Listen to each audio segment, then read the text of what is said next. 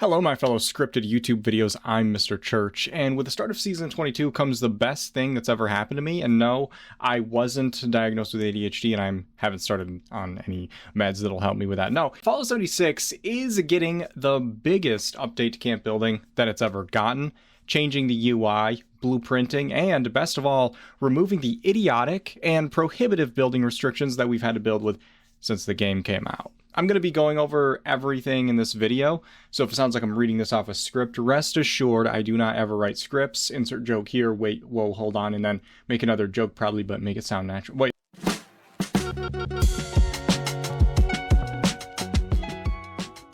When you first open the build menu upon logging in, you'll be shown a brief tutorial to familiarize yourself with the buttons and stuff. I use the term tutorial very generously. It's just a basic overview of what they changed, but they did add a tab in the help menu to also tell you unhelpful information. The first thing you'll notice, obviously, is that it looks completely different, and the way you navigate inside it is completely different. Now, if you played The Sims, this is actually kind of how the Sims menu is set up, where it has these subcategories, and then you can see everything in the subcategory when you hover over it, so you don't have to flick through it for 40 years. So you've got these subcategories that everything's been divided into, and you can actually jump from category to category, so you can get through the menu very quickly, and then you can go in those subcategories which have been divided up as well. You'll notice down at the bottom there's an option to click on options, and that will give you some options, and these options are a little strange. One of them minimizes that side bar that opens up when you hover over the item, so you can look at everything you have in that subcategory, or just like a few of those things at a time, depending on how much of your screen you want to cover up. I like seeing as much as possible, just so I don't have to fiddle around inside that menu as much as I can, but it's nice that we can modify that. There's also going to be a button to toggle to modify. This is a big change in how the basic building is going to work. Now, in the past, just looking at an object, you could interact with it as if you were in the modify menu, but now that's not the case, and you're going to have to go into modify to replace or restore or scrap or move objects around, and so that's going to be kind of something to get used to. The way it was set up before, you would go into building, and then so you would back out of there to get to the modify menu. Now you just toggle in and out of the modify menu. Now, I noticed that replacing is a little weird because of how this is set up now. Because, first of all, the items kind of move around. Now, it used to be, for example, if you were replacing a lot of foundations, if you had it set up to the foundation you wanted it to be, that's what it would automatically be at when you clicked on the next foundation to replace it. So you could just boom, boom, boom, replace a bunch of them very quickly.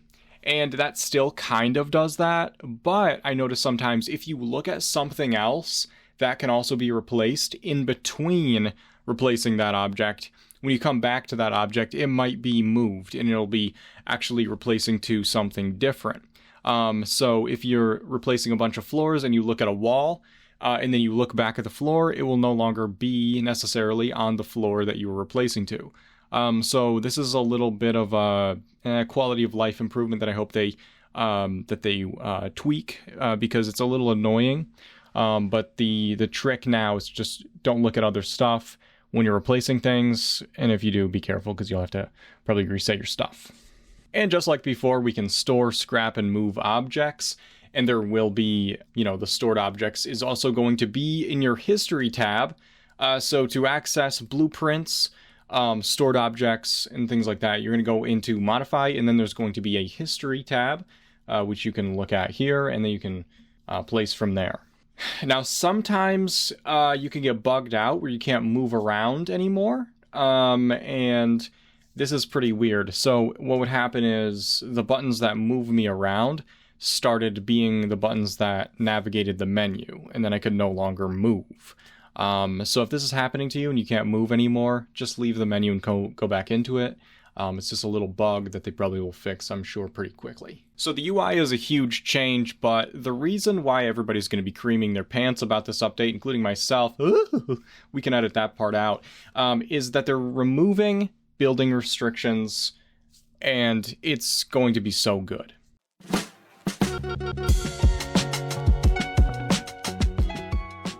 So if you've ever played around in custom worlds and had relaxed building restrictions, or played around in the Happy Builder custom world thing that they had, this is actually even better than that. Because unlike the custom world, when you're in free cam mode, there's no longer a prompt telling you that you can't place an item because it wouldn't be visible if you're out of a line of sight of your character. And also, this is probably the biggest thing, is you can place items through world objects. Now, you can't shove stuff down into the ground because then you would get stuff lost under the map, and there's no in-game way to access under the map. We obviously have our own ways of going under the map, and I can show you that in a minute, but the main thing to keep in mind here is building around existing structures is going to suddenly be a dream, because there are so many awesome places in the world that I've always wanted to build around, and it's a headache to try to get stuff to work, to fit in without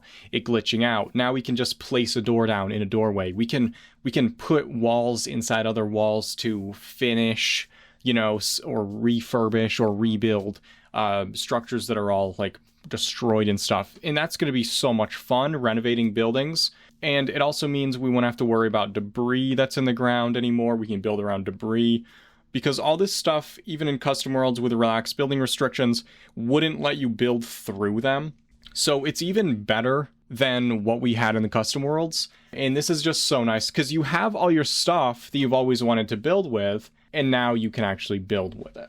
So if you're familiar with the custom worlds, then you'll know about this part of it. But if you're not, there's 3 building settings that you can always adjust while you're in the building mode. And that's snap, collide, and free place. And that's going to be down at the bottom. You can see what button will change that, and we'll toggle through it.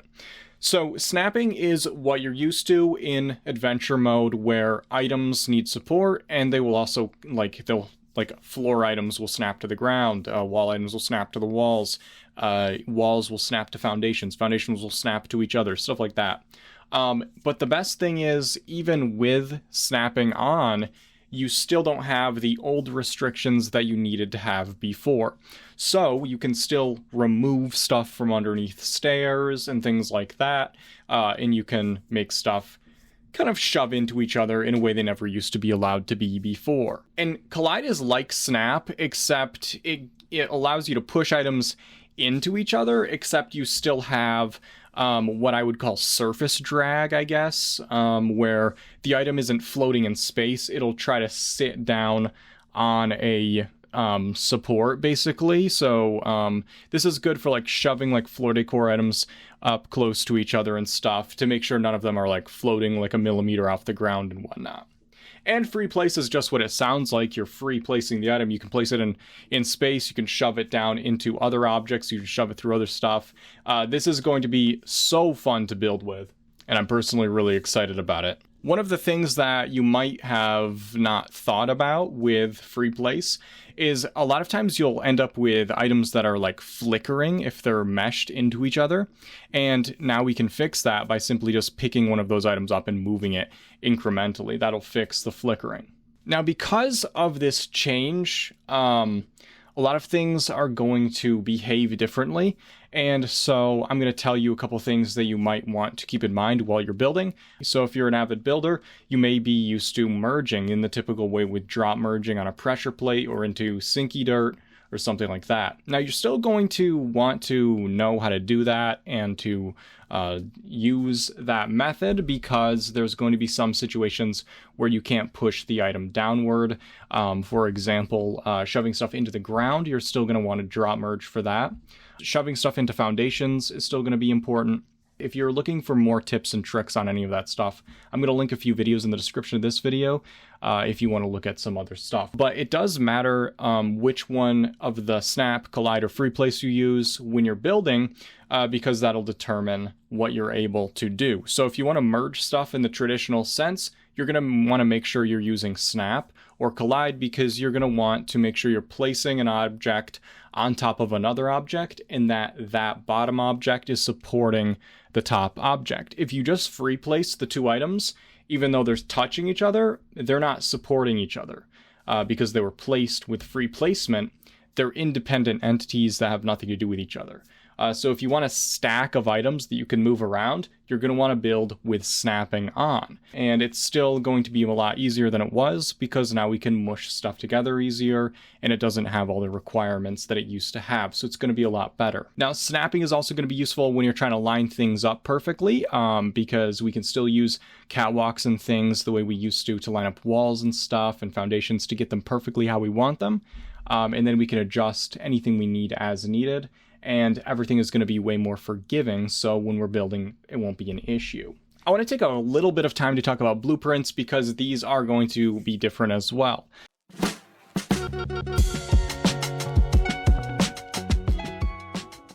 Now, we have all these blueprints that the player base has collectively created to be able to free place walls and vines and poles and things like that wouldn't normally be free placeable. And we've come up with a lot of really brilliant workarounds to the game restrictions. So I'm really proud of my contributions personally, and I know a lot of the people that have come up with these things are proud as well. And I think we should be. I think that we were able to unlock a great deal of building techniques that were not available to us. So let's raise a glass to those blueprints, even though we'll never really need them anymore. But there are going to be some blueprints that are still going to be useful, and also blueprinting itself is going to behave differently, and I'm going to tell you how. First of all, when you're moving a camp in the past, you'll note that there's an auto blueprint that's created. And that's always been a chunk of items that are snapped together, and it's usually not able to place down because there's always some restriction that's being triggered by it, because items in the past needed a specific build order to not trigger certain restrictions. So now the auto blueprint is going to work the way it was intended originally, however, only with items that were snapped together. So that's still important to note. If you're building and free placing items, they're going to be independent of each other. So if you auto blueprint, meaning you move your camp and it creates a blueprint for you, all the items you're free placed are going to be individual items in your stored menu. They're not going to be one big chunk. If you built with snapping on and the items are sitting on each other, then it will be one big chunk, and you can actually set it down and the restrictions won't keep you from doing so. So in a way, the auto blueprinting is actually functioning the way it was meant to all along, because there's not crippling restrictions that are making it literally impossible to function. But you do have to build the thing you're moving in with snapping on. So, it has its drawbacks and its limitations. So keep that in mind when you pack up your camp and move it. Even though things can be much easier to replace, you need to make sure that the items that you're wanting to move were created by stacking them together and not independently floating. And on that note, when you're creating a blueprint, it does matter the items you're blueprinting. It matters if you placed them down with snapping on or free place on. Because if you blueprint a stack of items that were free placed, when the game builds them again from your blueprint, it will know if you built them freely or snapped. And the thing that it creates will either be separate items together in a bundle, or it'll be a stack of items, depending on if you blueprinted snapping or free placed items. So in general, if you're building something that's a blueprint that you want to be able to move around once you place it, you're going to want to make sure you place those items with snapping on, and then blueprinted it with snapping on. And also, because of these amazing new laws, we can actually blueprint merged items, and the items will place down merged as long as you place them with free place on. Now, if you place merged items down from a blueprint, and you have snapping on, then the items will kind of pop up to where they're supposed to be, with big air quotes that I'm sure you could hear. But if you place them with free place on, they won't pop up like that, and it'll actually stay merged the way you had it, which is actually really awesome. And so this means something like this merge that I do quite often to get under the map, I will be able to blueprint this. And here's the interesting thing. When I'm trying to place the blueprint, I can't shove the blueprint down into the ground, but I can place it and then pick it up and move it, as long as I know which piece is the bottom of the stack. And that's the topmost carpet, because it's been merged. And again, remember, I built this with snapping on and I blueprinted it with snapping on, but I place it in free place mode so that the items don't like pop up. Otherwise the carpet will pop up to the top and it'll cover up the top of that thingy that you're trying to interact with to get under the map. But being able to blueprint this and then just place it and get under the map instantaneously is going to speed up my building, and I know it's going to be really helpful for those of you who build a lot, because sometimes you just have to get under the map to get an item that was stuck down there, or to place an item that's really low into the ground that you can't otherwise get. So it's really helpful to get under the map, and this is how you can do it quickly. Now, another way that we use blueprints was to flip foundations, and you can still do that as well. Make sure you have snapping on when you create the blueprint, and when you place the blueprint, make sure you have snapping on, so that, because what's making these foundations flip is the game is trying to put the piece snapped to what it's supposed to be snapped to. So it moves the foundations to snap in that way. That's how we get these bay window blueprints to work, and also the flipped circle foundation with a round circle foundations. Of course, you can just free place foundations into each other now, so if anything doesn't work in that way, you can just place it down, but this does save a lot of time in being able to do it that way. Now, because you can't actually change the mode you're in while you're making a blueprint, it matters what mode you're in while you enter the blueprint menu instead. So right before you go into the blueprint menu, make sure you're in the right mode, snapping or free place. Make sure you're doing that before you go into the blueprint menu. Being able to blueprint merged objects and just place down the stack of merged items, though, is going to save a lot of people a lot of time. Think about having like a merged shelf and stuff like that.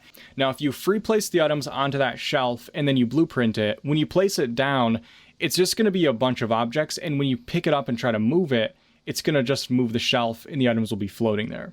So that's why it's going to be helpful still to merge, because you can merge items onto a shelf. And then if you blueprint that and then you place it with free place on, because you create it with snapping on, the objects will stay merged onto the shelf the exact way you had them. They won't snap up to the top if you have snapping off, and then you'll be able to move that shelf with items on it around.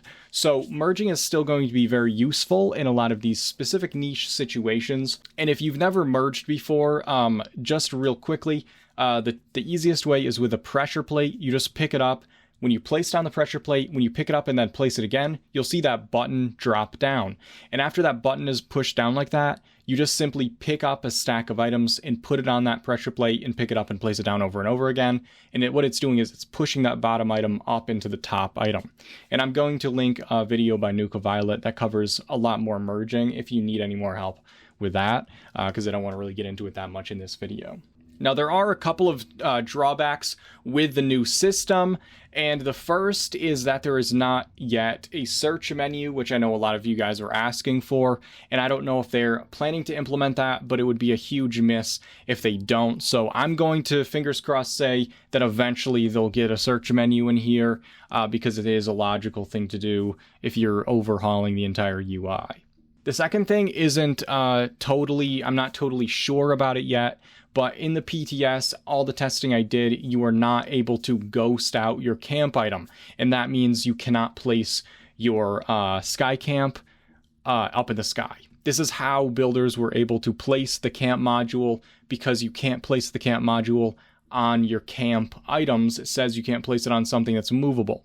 So what we would do is we would ghost out the camp module to place our camp modules on top of the ghosted module. And because we were able to do this, we could create sky camps, big flying machines, things like that, which Bethesda is on record saying that they support us building.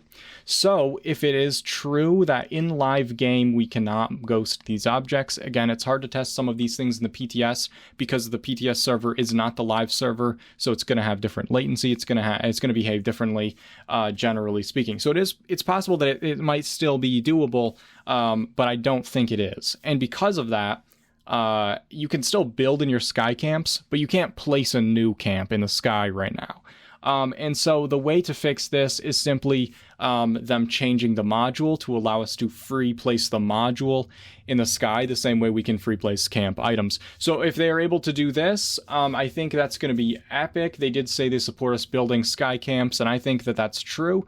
And because that's true, they should figure out a way for us to place camps in the sky.